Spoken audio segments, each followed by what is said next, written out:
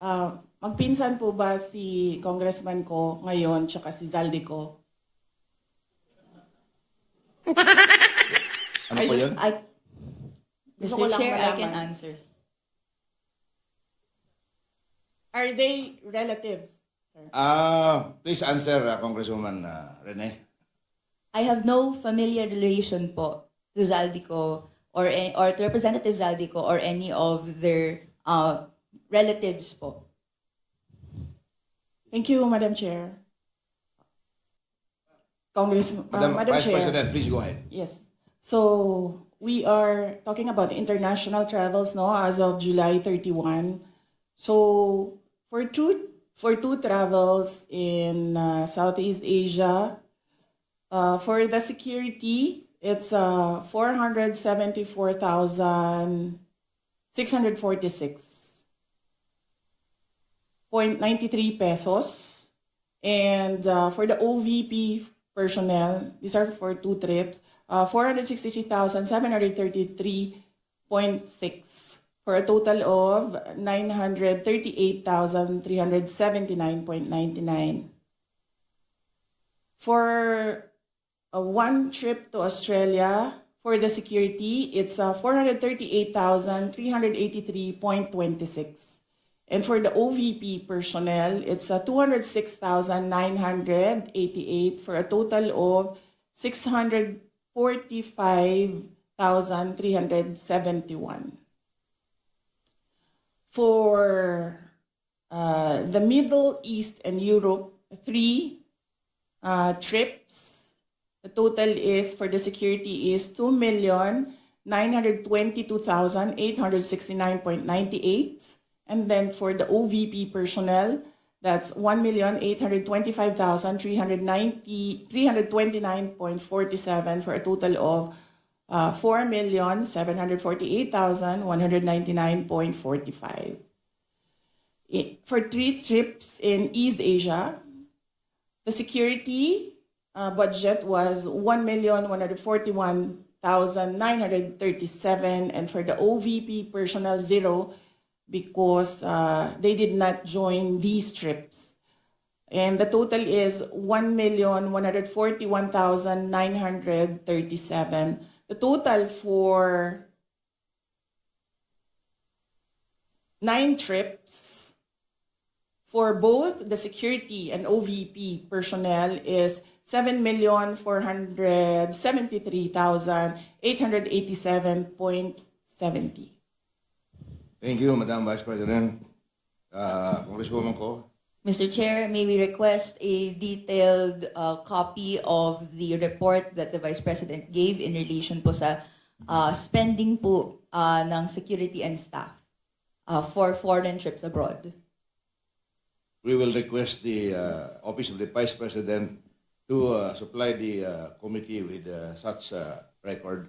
Thank you, Madam. Yes, sir.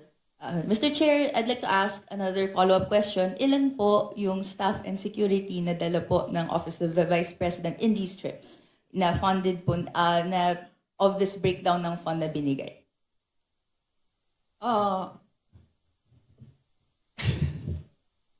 Luoy na kayo mong naong, sir, ba? Kanang. Madam Chair, for the security, I understand that they recommend, the Armed Forces of the Philippines recommend 3 to 4 security personnel, but the Office of the Vice President only approves 2 security personnel. And for the Office of the Vice President personnel, that's 1 ceremonial and diplomatic affairs employee, 1 for MPRD, that is the media relations and public affairs division, and then 1 for as assistant to the Vice President. So those are the approved personnel who joins the Vice President in her trips. So, to clarify, Mr. Chair, these personnel in total ay sinagot ng OVP fund of totaling 7.4 million pesos. sa ating mga foreign trips? Madam Chair, not all foreign trips, as I mentioned.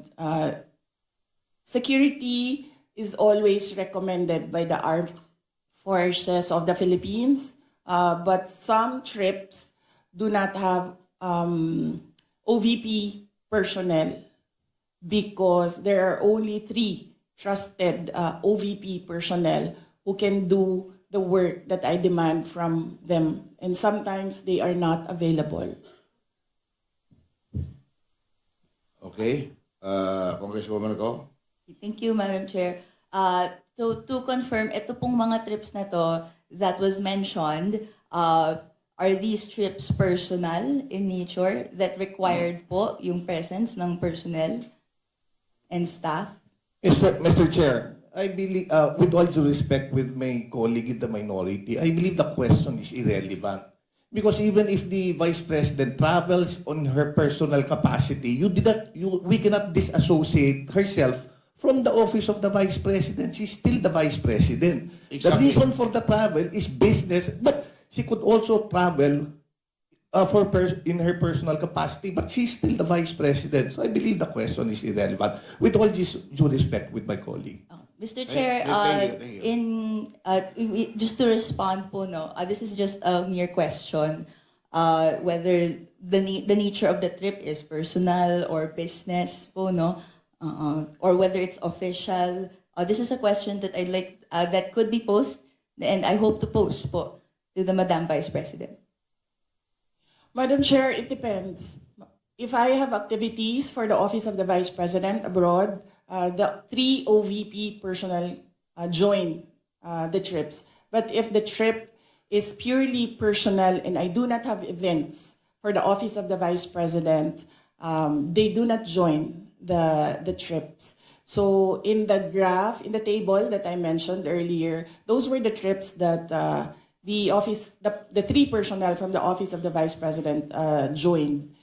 But in the case of security personnel, this is something that is beyond the Office of the Vice President. It is decided by the Armed Forces of the Philippines. Thank you, Madam Vice President. Okay, thank Congresswoman you. Go. Thank you, Mr. Chair. Hope satisfies your question. Thank you. My next question is in relation po to a line of questioning and in relation to the unqualified opinion that the COA issued to the Office of the Vice President. But after that, 60 days was provided to the Office of the Vice President to issue corrections po to certain errors made. Upon questioning the COA in its budget hearing, nagbigay po sila ng additional details kung saan may nakita daw po kasing 3.8 million pesos worth of equipment not accounted for in the OVP submission. Ito po ay mga errors found in the 2024 annual audit report. Can the Vice President explain this error po, Mr. Chair?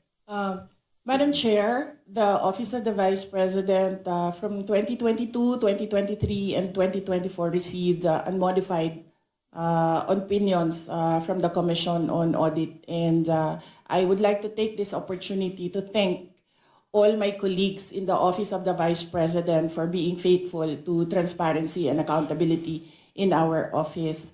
The reason why we have comments from the Office of the Commission on Audit is because of system and improvement in processes. So these are basically documentations that the Commission on Audit require of transactions. And we have already updated our manual of operations in the OVP to reflect comments from the auditors. Thank you very much, ma'am. And if you can, if possible, if that is not classified, you can give a list to the committee para kami na po magbigay doon sa minority. Thank you very much. The manual of operations, sir? Okay, sir. Let me just discuss this with the executive committee. Kasi pinaghirapan din namin dito, Sir Gawin. Baka kopyahin lang din ng minority. It's your prerogative, Madam Vice President. But in relation to that po, Mr. Chair, we would be interested in the report kung ano po yung 3.8 million pesos that required correction po doon sa COA audit report in 2024. Would that be possible po, Mr. Chair?